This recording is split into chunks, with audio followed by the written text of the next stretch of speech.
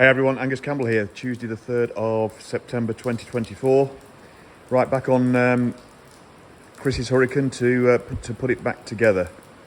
So we've got the rebuilt carb rack in the boot of the carb, in the boot of the car, together with the air filter and a new front brake cable. But what we'll do first, before we put any of that lot on, is we're going to check the tappets, which on the Hurricane is straightforward to do anyway because the engine's so exposed at the top end, but also it's even easier with the carb rack off. So let's just, I'll zip through and check those. Shouldn't take much, but we've got the tools with us to adjust them if need be, but I don't expect to find anything untoward. All right, tappet covers off, just easy enough with 7/16 AF bolts on the end and 1/2" AF sleeve nuts in the middle, and it's easy enough just to get the front ones out without having to remove the old colour. It's rubber mounted, so there's a bit of flex here. All nice and clean.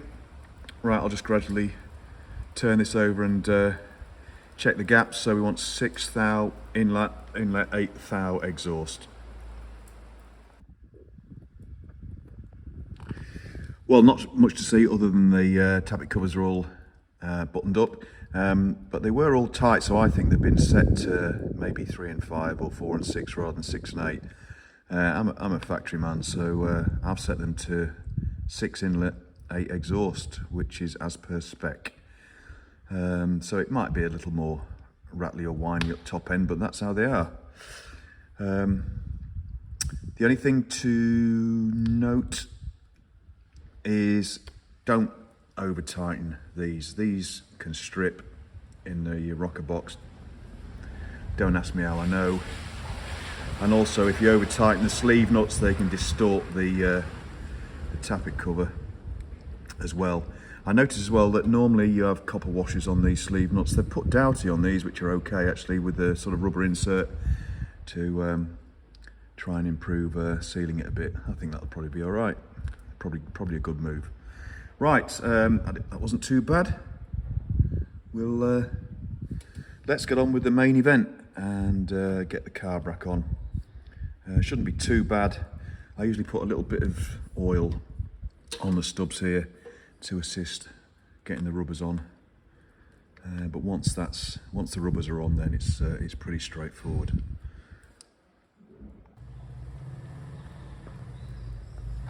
Right, there we go. Carb rack back on, air filter back on. You can't see it too well, but in there somewhere down there, the engine breather is plumbed back into the back of the air filter housing. Went on quite nicely actually, but another couple of things to note is that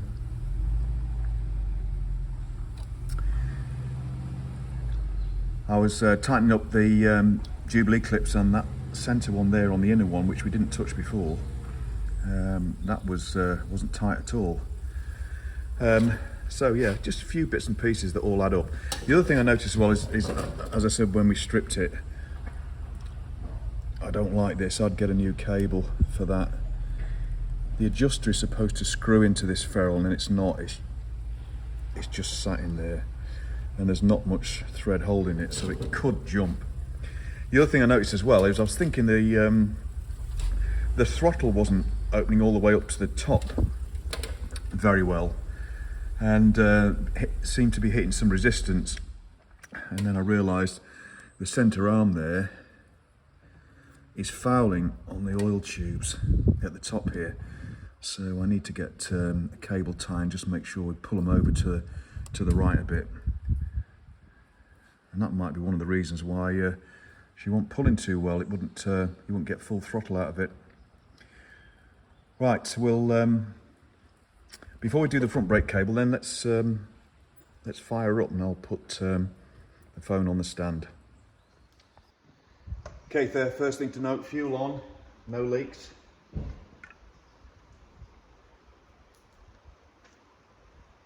carbs a bit of a tickle.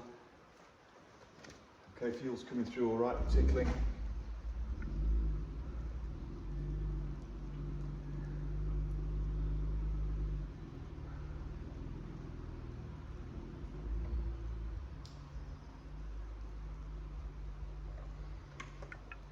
Give a half choke or so, bit of a prime.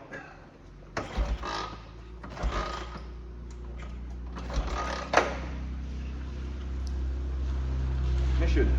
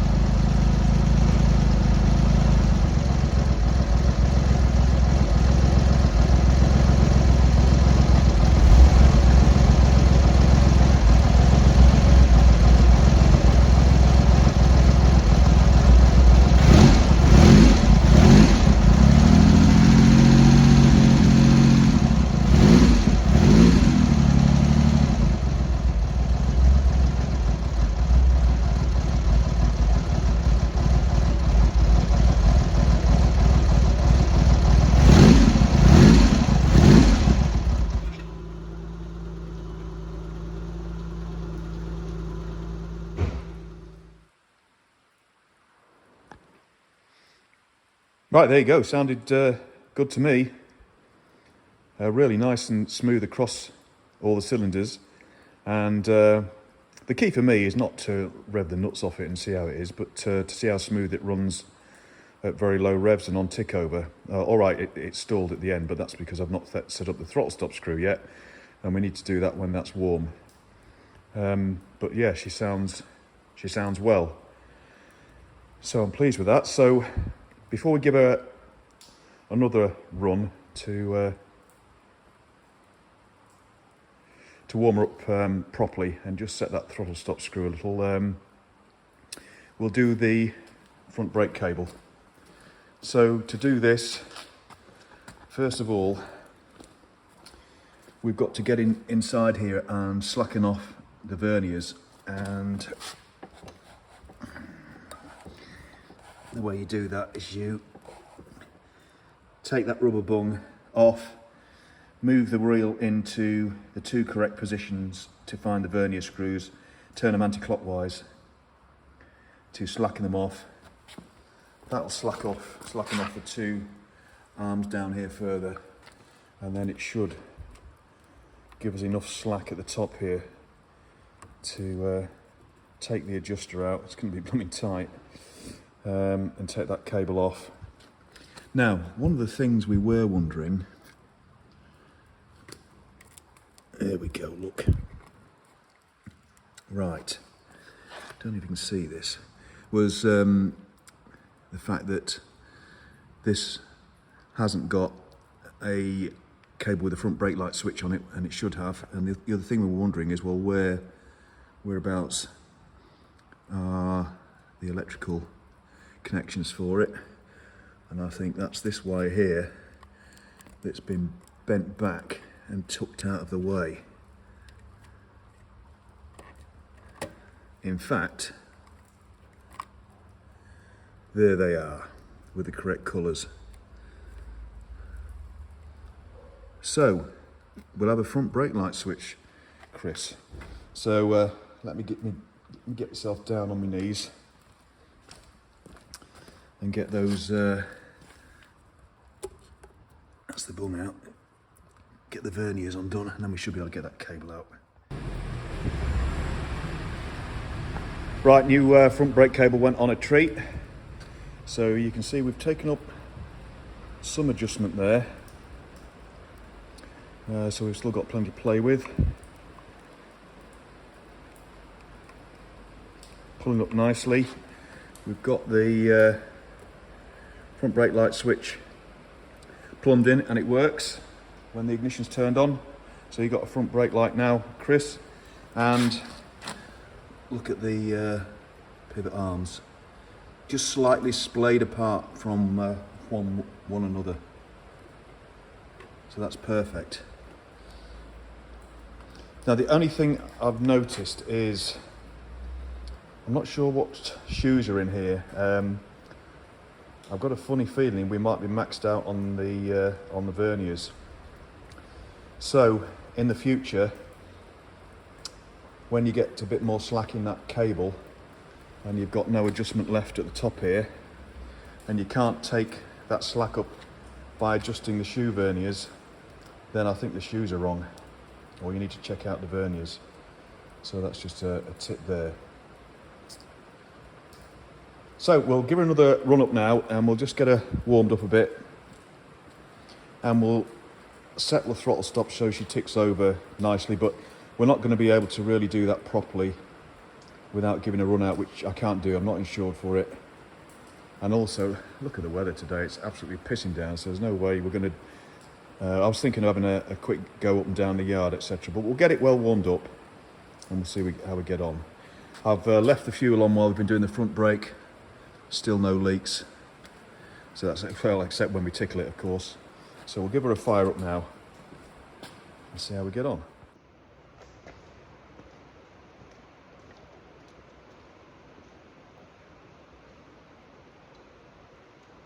So I've given her a tickle, half choke, ignition on, no priming. First kick.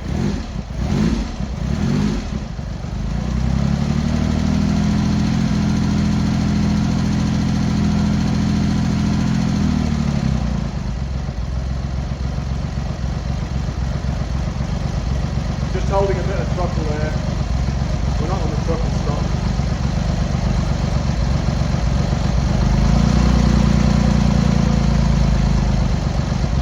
We're on the throttle stop there, but we've still got the choke on.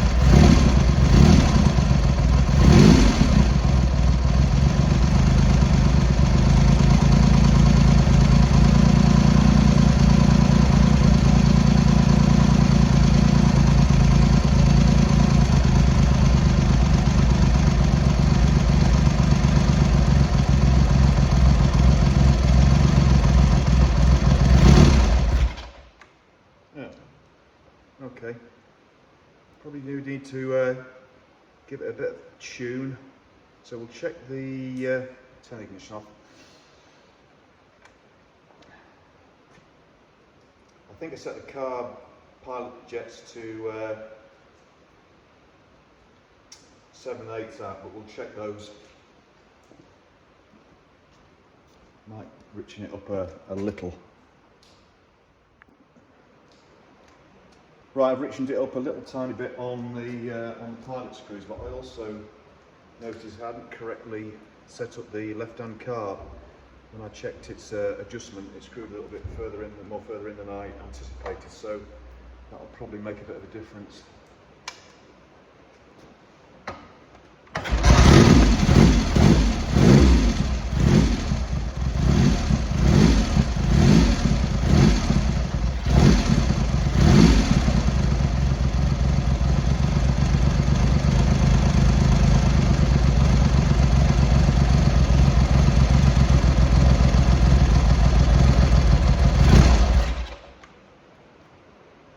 Still not warmed up yet, really.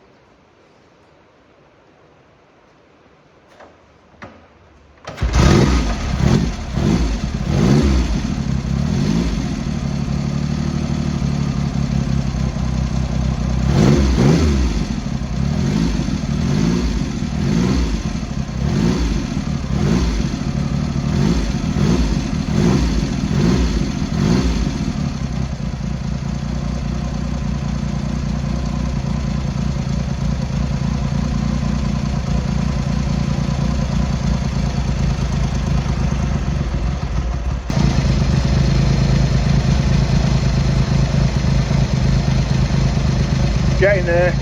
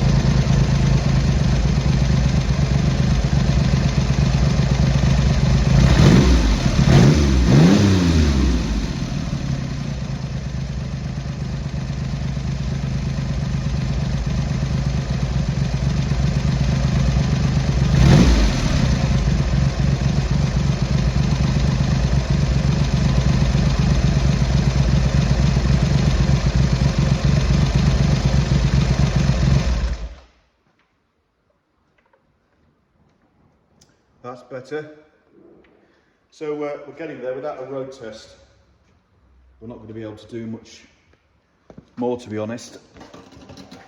But what I've found when I've been tuning this is that the screws need to be out, the pilot screws need to be out just over a turn on the right and left, sorry, right and centre carbs.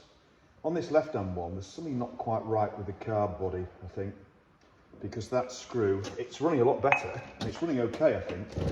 It's across the board, when you rev it off idle, getting a little bit of dark smoke out the back, so it's running on the rich side on idle, but I don't mind that because it keeps it a bit cooler. But if we just look at where we've ended up on this carb, half, 1, half, 2, just over 2, half, 1, half, 2. So what I think might have happened with this carb is that in the past the pilot jet might have been blocked, which is a common feature of these, and you can't get out the pilot jet without taking this screw out and then putting I think it's a 0.78 drill bit to try and clear it, either 0.78, 0.75, can't remember off the top of my head. But sometimes people accidentally overbore it, and that's probably what's happened here, which is why we're having to give this excess air, which is why on the pilot screw then the carbs would appear to be way out of balance, but on running then they're okay.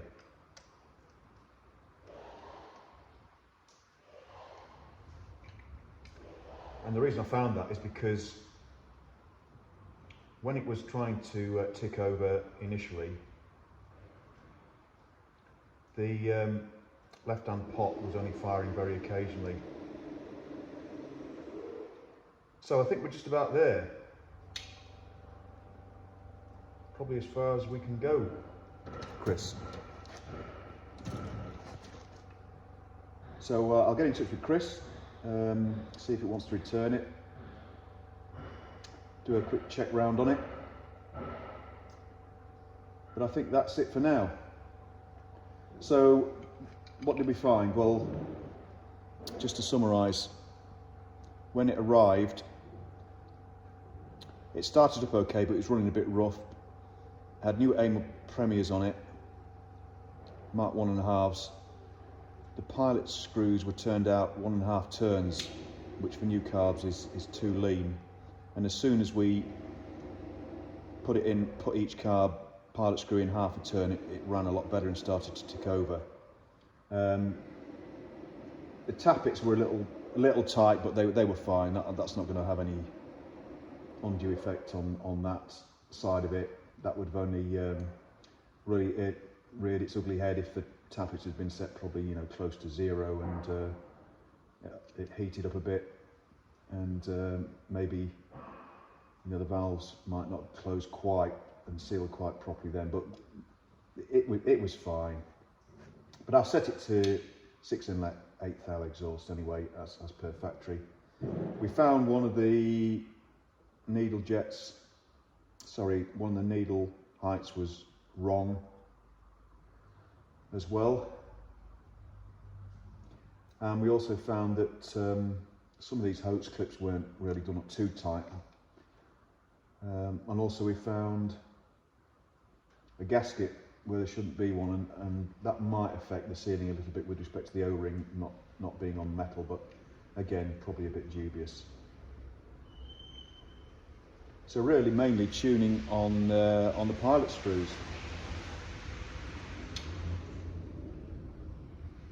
Okay, we'll leave it there. Take a bit of advice from Chris, but I think that's it for now. Thanks very much for watching, everybody. Thanks for all your interest, any comments and subscriptions, and I'll see you all again soon. We'll be probably back on the Bonneville. Cheers, everybody. Bye-bye.